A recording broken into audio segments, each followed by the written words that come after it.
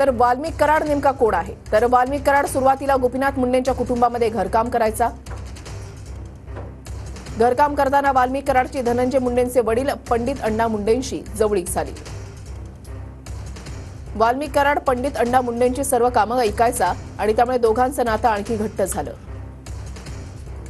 2009 मध्ये धनंजय मुंडेंना विधानसभेची उमेदवारी मिळावी यासाठी कराडनं हट्ट धरला होता।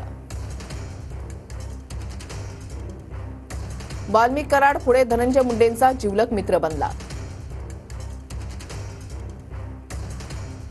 मुंडे कुटुंबामध्ये फूट पडल्यावर वाल्मिक कराड धनंजय मुंडेंसोबत गेला। वाल्मिक कराड परळीमध्ये विद्यानगर वॉर्डमधून नगरसेवक बनला। परळी नगरपालिकेचे प्रभारी नगराध्यक्ष म्हणूनही त्याने काम पाहिलंय। 15 वर्ष प्रत्येक विधानसभा निवडणुकीमध्ये कराडनं धनंजय मुंडेंचा कारभार पाहिला।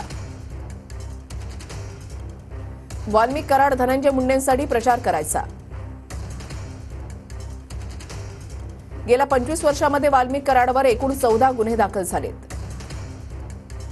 कराडवर खंडणी, फसवणूक, मारामारीसह खुनाच्या प्रयत्नाचाही गुन्हा दाखल आहे। वाल्मिक कराडवर मस्साजोगमधील पवन ऊर्जा कंपनीकडे 2 कोटींची खंडणी मागितल्यानं गुन्हा दाखल झालाय।